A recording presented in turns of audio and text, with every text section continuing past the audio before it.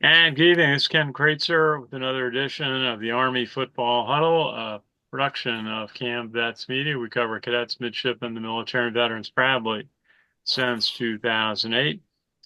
And with us tonight, we've got Richard Miller down in Florida. How are you? Very well, Ken. Another great win for Army. Yeah, did you get hit by any of the hurricane last week? Any of the hurricane, I didn't. I did not. Well, I got some rain, but other than that, nothing. I am fine. I am safe. Well, that's good. East Coast of Florida didn't take it the way the West Coast of Florida did. Okay, and from the Beat 80 studio in Huntsville, Alabama, we've got Colonel Sam Houston from the class of '87. How are you, Colonel? I'm doing well, Ken.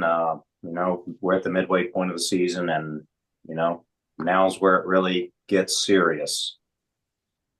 That it does. And Chuck Donegan on Long Island. How are you, Chuck? Good, Ken. Another week, another victory. Yeah, that's the way it's been for Army football. A very decisive win this past Saturday against UAB, Alabama Birmingham. Army now 6-0, 5-0 in the conference. Game that saw Bryson Daly, their quarterback, score four times, three times in the first quarter, amazingly, on rushes of 29, 9, and 13. Second quarter, Udo got a chance to score on a 12-yard rush, and then a nifty 50-yard pass play from Bryson Daly to Casey Reynolds, which followed a 40-yard pass play on the preceding play.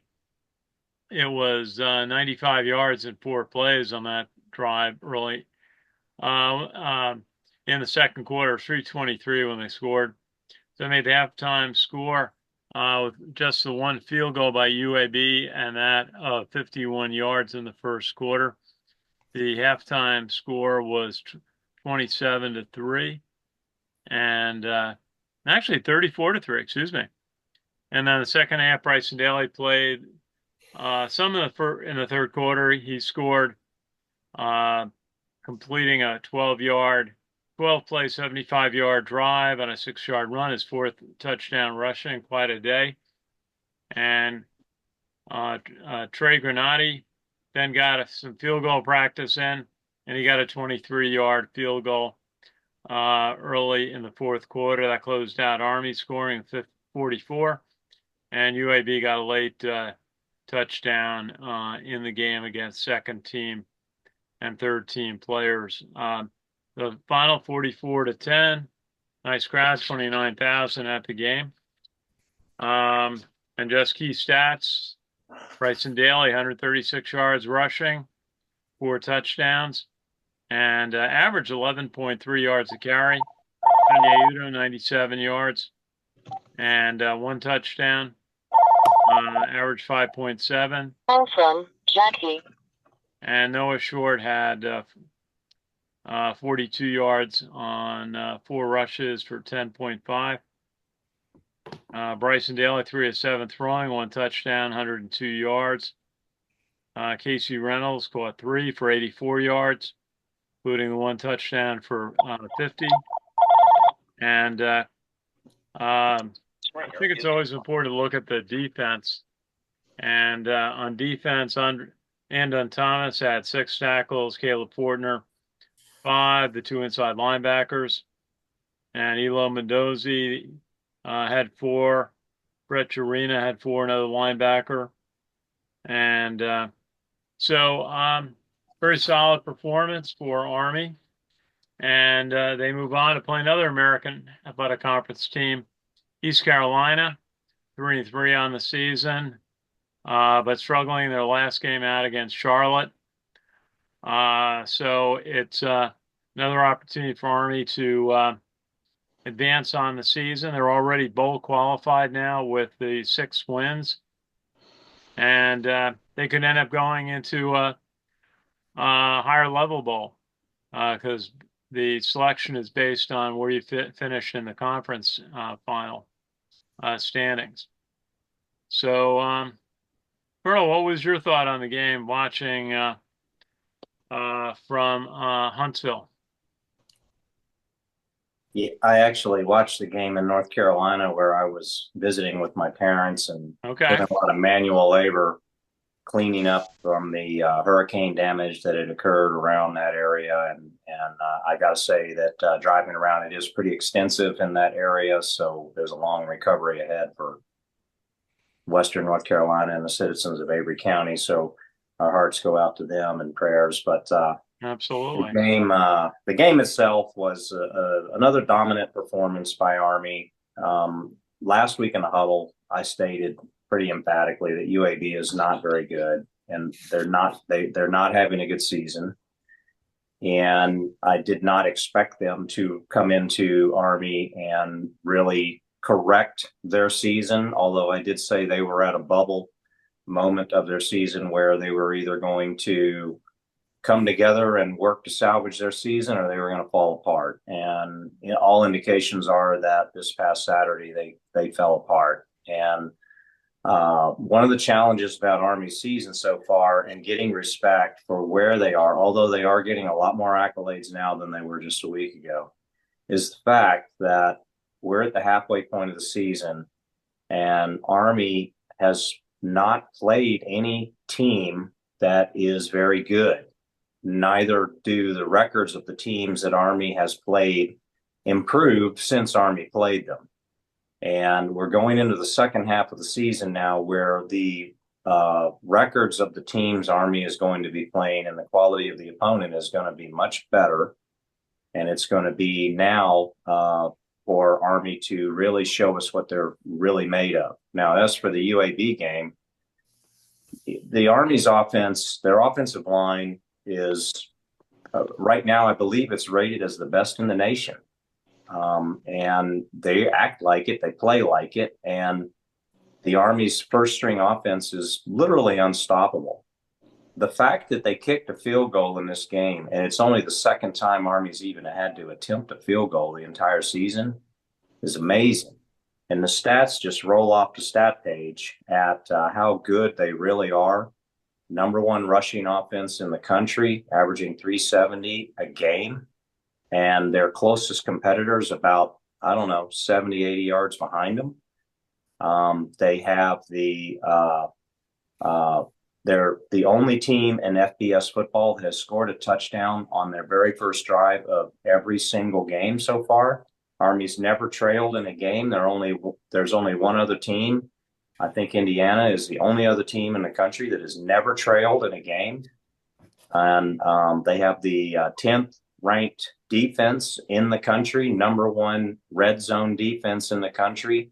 The stats go on and on about how good this Army team is. But again, the stats have to be stacked against the quality of the competition Army has played against. And I'm not taking anything away from the Army team. I just want to set the stage for the people who are watching this and the people who are wondering why Army is not getting more respect than they are at present. It is because of that. Their strength of schedule is very poor. And it's not Army's fault for that. Don't get me wrong. The game itself, it was a masterpiece. And it was yet another game where Bryson Daly, just last week, I mentioned that he runs like Earl Campbell and throws stiff arms like Derrick Henry. And lo and behold, the very first time he touches the ball in this game, he delivers the signature single greatest stiff arm of the entire college football season in FBS. I think that there were over 1 million views of his stiff arm within 24 hours on YouTube. The stiff arm is crushing. I mean, he throws the guy head first into the ground and is like, get off of me. I'm Bryson Daly. I'm going to the end zone. And that's what he did. And the guy is literally, I want to say, like Steve Shalhoub said last week, I guarantee you he's an honorary lineman because he plays he plays a bruising style of football that the linemen respect. They know that if we block, Bryson Daly's going to do the rest. And he makes good reads. He's getting better as the season goes along. His passes have more touch. Some of the passes he threw in this game, I literally, Tom Brady couldn't have put it in there better than he did. There was a sideline pass that set up a touchdown to the Swiss Army knife, Hayden Reed, that was just a thing of beauty. And let's not forget about the Casey Reynolds touchdown pass, fingertip beauty, caught him perfectly in stride and wide open. And once again, the first string offense came off the field before the third quarter was over, which is critical because it gave them rest, number one, and it gave the second string team and some of the third stringers, because even the third quarterback on the depth chart got in. Kellums, I think is his name. Dale Helms. Yeah, he got in for a short series. He got in and he got some reps too. So, that was a thing of beauty to see these youngsters, these up and coming players get game time experience. This is invaluable. And that happened on defense as well. Let's talk about the defensive side. The defense was smothering UAB. UAB really could not do anything. They could basically move the ball between the 40 and the 40, and then the defense would tighten up and put the clamp down on them. And that was it. They managed a field goal. And quite frankly, the game would have ended with UAB only scoring a field goal had it not been for a roughing the kicker call that kept one of their drives open going late in the fourth quarter. I mean, they were punting it away, and Army, by all rights, they would have run the clock out, and the game would have ended at least 44-3 had it not been for that roughing the kicker call. So with that being said, I'm going to call out just the sustains is what Army's doing. They do it in the AAR format. The sustains are controlling the clock. They had it for 35 minutes. Mount long touchdown drives. I mean, they were doing that over and over again. And the offense was pretty much moving at will. They were not committing penalties, which was pretty awesome. The defense occasionally bent but never broke. Had a goal line stand in the game that was a thing of beauty. Reminded me of the FAU game. And they're getting better every week. I mean, there's no doubt that this team is gaining confidence. If you can believe it, they're getting better every week. They're gaining more confidence every week. They believe in each other more every week. The leadership on the field on both sides of the ball is incredible. And again, this team is something that's special. Now, the improves, I never thought I would say this because Army is priding itself on having such good special teams. The improve has got to be special teams. In this game, you had another bobbled punt. You had the second game in a row with a roughing the kicker call that kept a drive alive for the opposing team. You had a botched extra point that failed to put points on the board for the Army team. These kind of things, as we get into the second half of the season, they always say that you will win or lose at least one game on special teams. And let's be on the winning side of the special teams department. And I know that Sal Sarturnia is going to be on top of making sure that these kind of things don't happen in the future. I hear that there's a good chance that K-Rob's coming back this week. And if so, I would imagine he would assume the punt returning and kick returning duties. And he's a sure-handed dude. And that would be great. So what Coach Munko was talking about, we'll see if it happens. And if they, see what his introduction back to the game. He hasn't really played much in a year now. Yeah, well, we'll see. If not this week, it'll definitely be Air Force. But regardless, it was a great game. Army knows in their locker room. The coaches know in their locker room. And Coach Monken said on the interview that he was on ESPN just yesterday, which was fabulous. He let everybody know that, hey, we're not thinking about Navy right now. We're not thinking about the other teams. We're back to 0-0. We're thinking about the next game. The goal is to be 1-0 on Saturday, and I'm sure that's what they're focused on right now is the ECU Pirates and being 1-0 at the 60th minute of the game on Saturday. Did you hear his comment? He said something about Navy that created some headlines. Did you happen to hear what that was? Yes, I've rewatched the interview.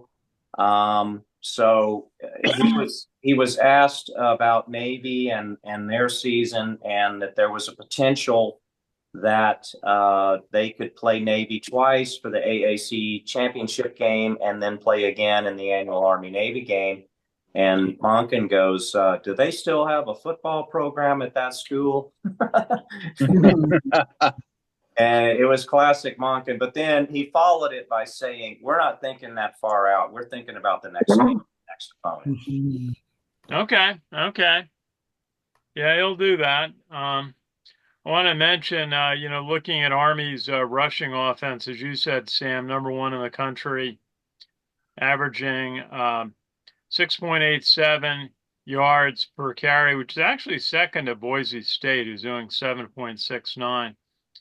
But Army's got 80 yards more than Boise State and 74 yards more than Navy per game so far. And such a strong performance by the Army offense. Let's see if I can. And looking at rushing defense, they're 4th in the country in rushing defense, and allowing just 3.11 yards per carry, and an average of 78 yards a game. Leader is Ole Miss, 66. Kansas State is at 72. And Michigan is 76. And I don't see Navy on that listing. And also, Coach, we talked a little bit to Nate Woody last night after practice. And the coach of East Carolina said that Army has a tendency on defense to go back into pass coverage rather than rush defense.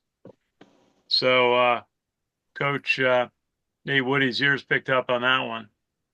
And we may see Army blitzing some more on Saturday. And let's see if I can give you total defense.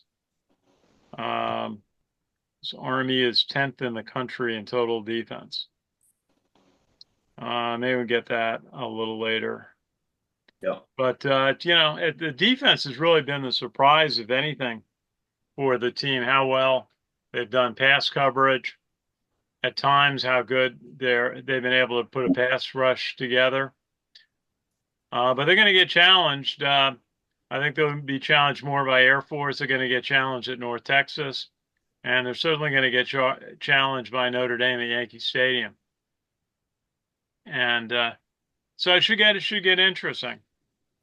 Okay, Chuck, why don't you tell us about the other teams in the American Athletic Conference? Well, Ken, we had one curb stomp battle elsewhere around the conference, and the Memphis-South Florida game ended with a 21-3 victory for Memphis. Other two were close contests. North Texas beat Florida Atlantic 41-37, but Rice really went down to the wire, pulling it out over UTSA with a final score of 29-27. Okay, I just wanted to mention, thank you, Chuck. Army 10th in the country and in the nation, as Dean Darling would say. After 6 games, averaging just giving up 267 yards a game, and that's 4.58 yards per play. And others in the top teams, Texas, Tennessee, Kentucky, Northern Illinois is 4th in the country. Why they win their big games: Ohio State, Indiana, Minnesota, Penn State, and Washington ahead of Army, and Notre Dame, Missouri, Nebraska, Miami, and Iowa State just below Army in total defense. Okay, Richard, tell us about the top 10 games from last week. The top, according to the top 10 games from last week, as we get to the as we're getting to the scores from last week. Let's see, top 10 games. Let's see if we can. Yeah, it's coming up here right now. Number 6, Oregon defeated Michigan State 31-10. Number 25, UNLV lost in overtime to Syracuse 44-41. Number 1, Alabama. Wait, was that last week? Yeah, oh, no. Oh Done yeah. that last week, Richard. Oh, okay. Here's this week. Number 16 Utah lost to Arizona State 27-19. Number 1 Texas 34-3 over number 18 Oklahoma in the Red River rivalry. Number 3 Oregon got by number 2 Ohio State 32-31. Number 4 Penn State 33-30 over USC in overtime. Number 5 Georgia 44-31 over Mississippi State. Number 7 Alabama defeated South Carolina 27-25. Another overtime game. Tennessee number 8 23-17 over Florida.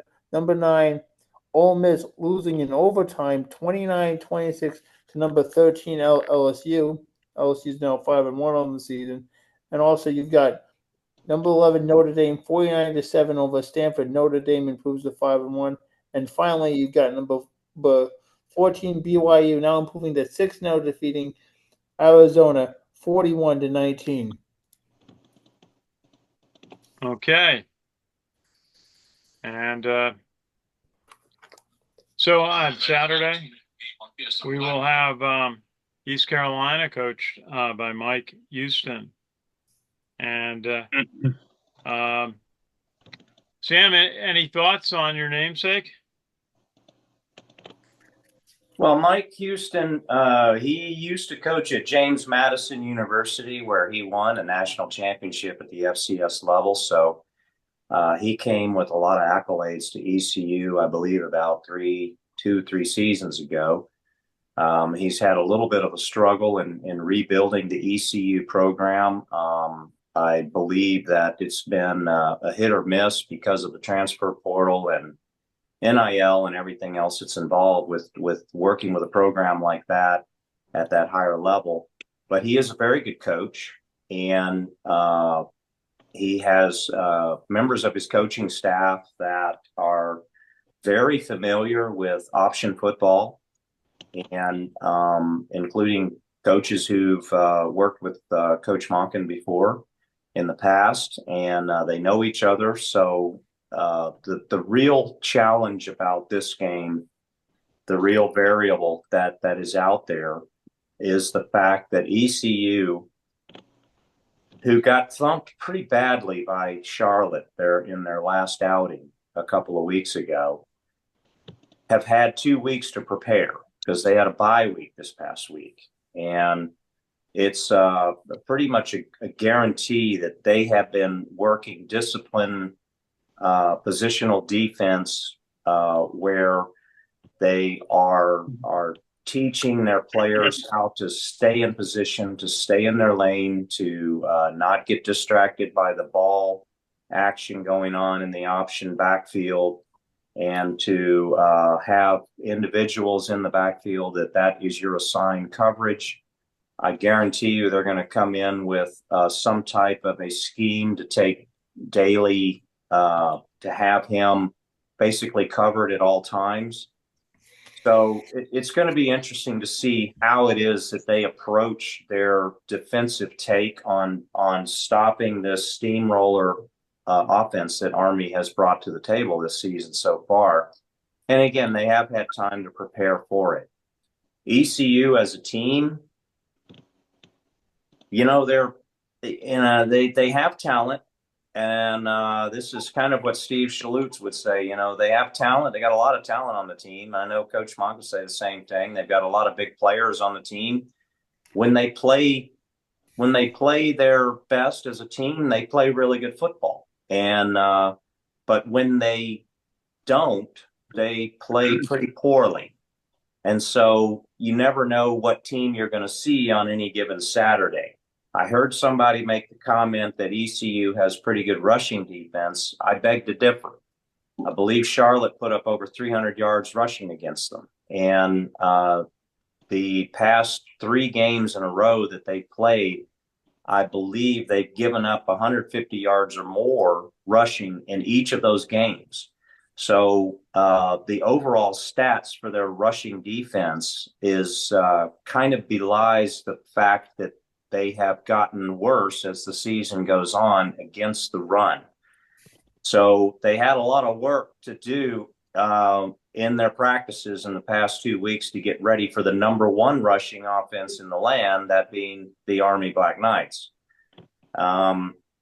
So on offense, things that I've noticed about ECU, just from the stats department, they turn the ball over a lot. They're a lot like UAB. On passing offense, they've thrown a lot of interceptions, and they have not protected the ball very well. They're negative in the overall turnovers for the season, and it is something that has plagued them in just about every game. So I'm sure that's another thing that in their practices they've been working on, which is ball security. Don't making those stupid ball mistakes that cost you a drive or cost you a game, and has come back to haunt them many times this season already. They know that Army has a ball hawking defense and that Army is positive in the turnovers. And they also know that Army's offense has only turned the ball over once this entire season, which is phenomenal, by the way. So East Carolina's at 13 interceptions, and I believe it is 5 fumbles lost. yeah, that's pretty 18, bad. 18 turnovers is really not going to win you a lot of games in No, 6 that's games. a lot of turnover. You're averaging, so what? They played 6 games. That's 3 turnovers a game that they're averaging. And it's tough to win games in college football when you're turning the ball over like that. That's pretty prolific. So, but now, all things being considered, again, the big variable here is the fact that ECU has had a bye week. They've had time to heal up. They've had time to learn new schemes. It really is going to be a testament to their scout team, to how well they've been able to duplicate the option offense that Army runs. But I can tell you one thing that their scout team is not able to duplicate, and that is the offensive line. There's no way ECU's scout team has as brutal an offensive line as Army does. And so it's going to be a lot different come game time when they're lining up. Instead of lining up against the scout team in practice, they're lining up against the number one offensive line in the country, the engine that makes the Army offense run. Yeah. And they're also going to be lining up against the number 10 defense in the country, who comes focused and ready with a Nate Woody game plan every week. So I think that the game is going to be a little more competitive than games Army has played, especially from the outset. I think that the first half of the game is going to be a little closer than we're used to, where ECU is kind of hanging in there. But I do believe that they're not going to be successful in stopping the Army offense. And this is going to be telling, because in the second half, the brutal reality of not being able to get your defense off the field, and constantly realizing that every time you line up, especially on 3rd and short, that you're not going to be able to keep Army from getting the first down. And it's going to start to get into the head and wear on them. And that's going to start resulting in some mistakes as defensive players try to do things that take them out of position, and Army catches them out of position for big gainers. So I do expect Army to win. I think that Army's currently favored by, I think, 15 by the spread. Army's beat the spread in every game this season. I think they will beat the spread again this week. But we'll see. I'll make my score prediction a little later. Okay. I did want to say something quick. I know Jack's not on, but Air Force did play this past week. They lost again. They did a quarterback change. There's one stat that stuck out to me about the Air Force loss, though, that is important to note, and that is this. Air Force, as we know, also runs an option offense. Air Force this season has failed to gain 300 yards rushing a single game this season until this past Saturday. So even though they were playing a very weak team that they lost to, it's still important to note that Air Force they're behind the scenes.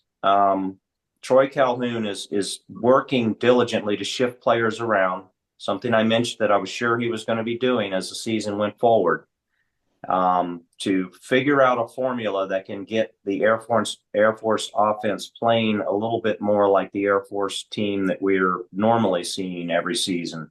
So, we'll talk about this more in the coming weeks, but just something that I noted about that particular game. Well, they will be in Mikey Stadium in 2 weeks, and we will break that down.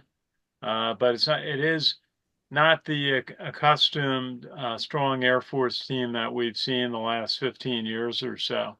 Nope. Um, and even though the year's Army has started to beat them somewhat regularly, and we all glowingly remember the 21-0 win out at Air Force. What was that? 2018, 2017. 2017. Wow. Yeah. Um, Ahmad Bradshaw over 200 yards rushing. and led the first leg of that Commander-in-Chief trophy that year. I think one thing to note with East Carolina, when I heard their coach's media conference, which Richard dug out for us, Houston said that he wasn't sure which quarterback would play. And you have Jake Garcia, who's played completes a lot of pass, 60%, 8 touchdowns, but has 12 interceptions. You have more interceptions than touchdown passes. That is a bad sign.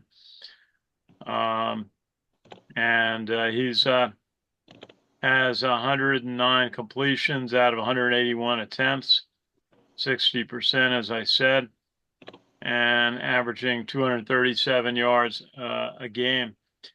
But you're not going to play too long with 12 interceptions.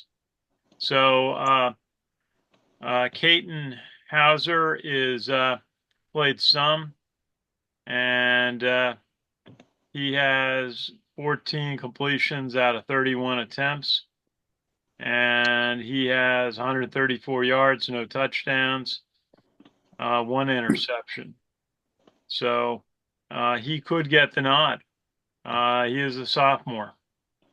And Garcia is, let me get that for you.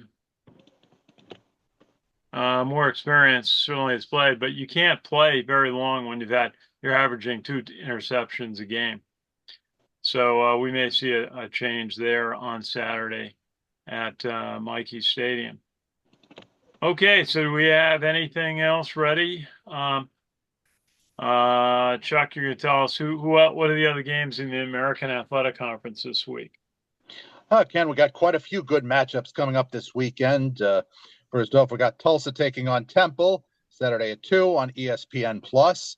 Then we have Charlotte and Navy, 3:30 on CBS Sports Network, along with at the same time UAB South Florida. It's also 3:30 ESPN Plus.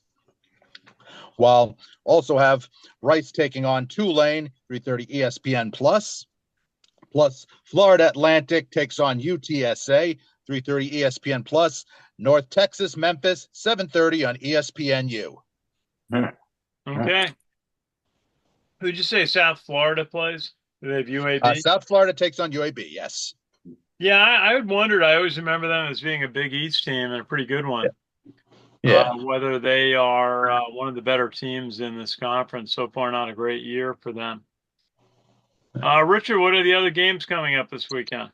The other games coming up this weekend, Ken, number 16, Indiana taking on Nebraska, 12 noon on Fox. Indiana will take their perfect 6-0 record at home against Nebraska. Auburn taking on Missouri, a Southeastern Conference matchup. Missouri is ranked number 19. Auburn is 2-4. Army Black Knights, number 23 in the country, 6-0 taking on East Carolina. That's an ESPN2 game at high noon.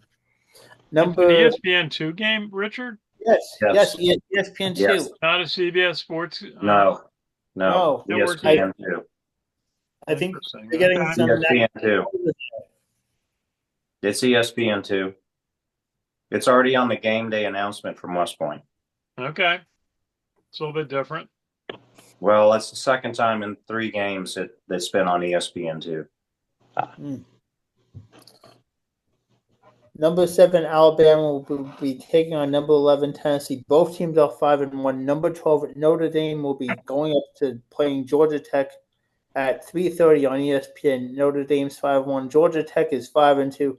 Michigan, number 24, and number 22, Illinois. That's a 3:30 big CBS game. CBS Sports Network will have number 25, Navy, and Charlotte. 3:30. Navy is 5-0 on the season. Charlotte is 3-3. Number 14, Texas A&M taking on a 1-5 Mississippi State team. That will be a 4:15 game. Number 8, LSU will be taking on a 4-2 Arkansas team at 7 p.m. on ESPN. The Saturday Night Football ABC game. Number 5, the Georgia Bulldogs taking on Texas. That will be a 7:30 kickoff. FS1 7:30 will have number 3 UCF 3-3 taking on the 6-0 number 9 Iowa State, and at 7:30 number 17 Kansas State 5-1 taking on a 3-3 West Virginia Mountaineers, and at 8 p.m. to wrap it up, number 21 SMU Mustangs taking on the Stanford Cardinals. Okay, Richard, thank you very much. Well, we have another home game at Mikey Stadium. Hopefully the weather will continue to be nice. We've had some good days this year. Not a lot of rain this fall at any time, really, since the summertime. Sadly, other parts of the country seem to be attracting all of the storms and the very heavy rain this year. So we could get another good day. Okay, let's go do our lightning round. And let's let Chuck start. Chuck, what do you think the score is going to be? East Carolina and Army. Well, Ken, I think we're going to have another great win, keep up the streak. I think Army will pull this one out 48-14. 48-14. That's right. Okay, Richard. I'm going to be in that ballpark too. I'm actually going to go 51-14 Army. 51-14. Yes. Okay. And Colonel, what do you think? Yeah, I'm not feeling that optimistic about this. I know last week my prediction was 48-14, and what I did get correct on my prediction last week was the final point differential. So we'll see this week. One thing I did want to mention first is a game to watch is the Navy-Charlotte game. And the reason I say that is because Charlotte is not a common opponent for Army, but Charlotte is the last team that ECU played, and they beat ECU pretty badly. And Charlotte has had a bye week as well. I know Navy's had a bye week. Charlotte's had a bye week. They both had 2 weeks to get ready for each other. We know that Charlotte thumped ECU pretty badly. Let's see how Charlotte and Navy stack up against each other over there at Marine Corps Memorial Stadium on Saturday. It's going to be interesting to watch. It's after the Army game, so you'll already be in your comfy chair cheering on, post alma mater and feeling real good about the Army victory. So be a good time to get another good look at Navy and see, get some analysis in on how good they really are and how they stack up against someone who has beaten Army's most recent opponent. Now, as far as this week, one prediction I'm going to make about this week, Bryson Daly's going to have to play the whole game. And I'll throw that out there for the players who are watching. I'm throwing that out there as a challenge as much as I am as a prediction. The challenge is to you guys. Get Bryson Daly off the field. Get that rest in the fourth quarter that you're used to.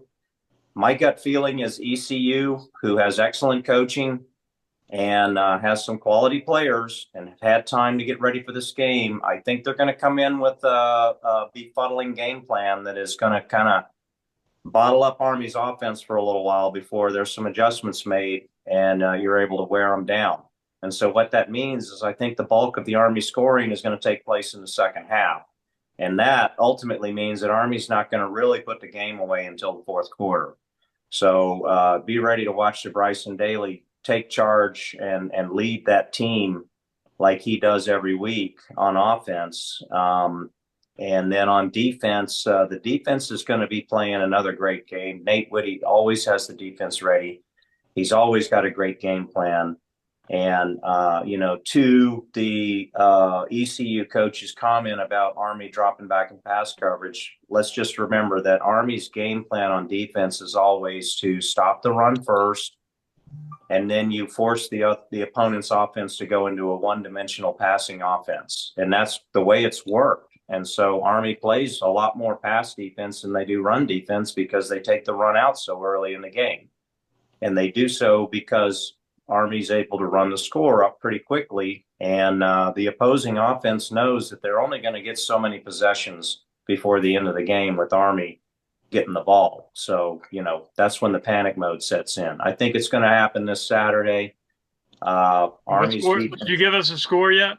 Nope, I'm just about to. Army's defense is going to keep ECU bottled up just as much. Army's going to do most of its scoring in the second half. And I'm predicting that we will see a return of T-Rob, which I'm looking forward to.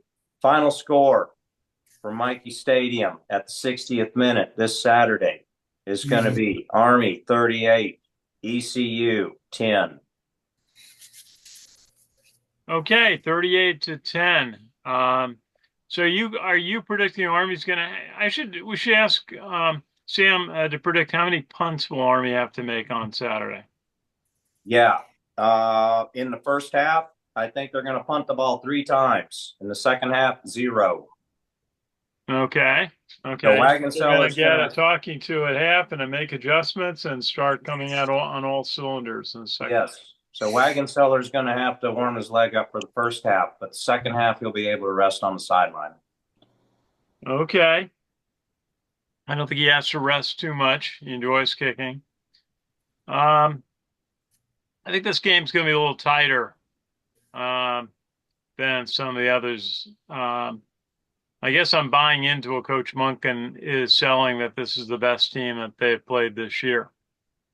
I think it could be a little closer. I think there could be a few punts in the first half, maybe in the second half. But I'm going to go for a little more conservative. I think I'm going to go for a 31-17 on this.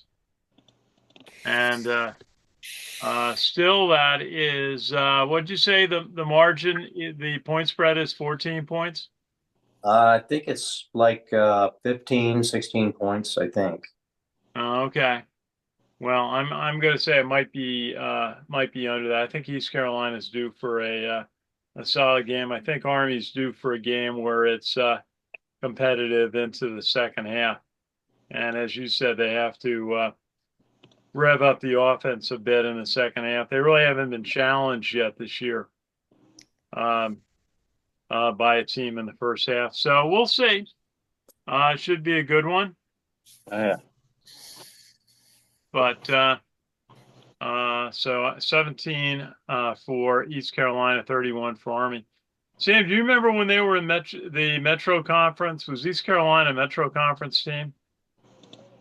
Did they come in during that era?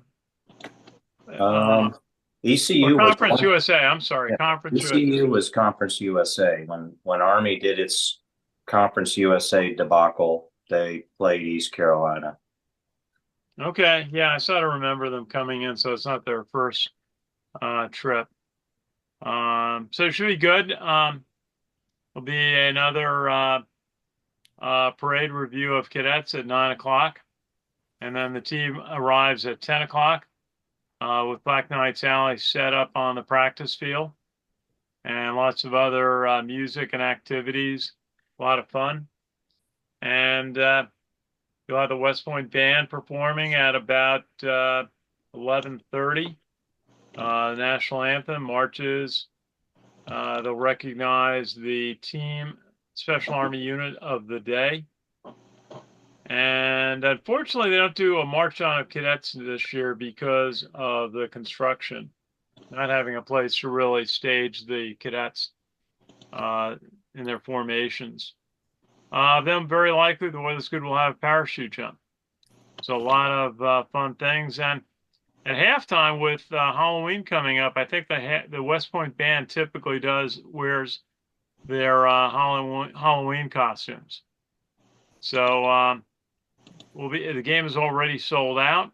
So it's going to be a festive, exciting atmosphere. Hopefully the weather continues to be ideal, and we have a great day of football. Come out with win number 7 on the year.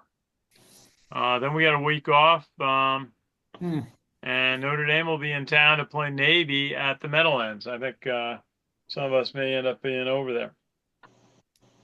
And now between Navy and Notre Dame, which team do you want to see win? I got to be honest, Ken, I don't root for the Squids, no matter who they play. And when they play Air Force, I just hope that both teams lose. So, I'll be okay if Notre Dame wins. We'll just put it that way. Okay. Yeah.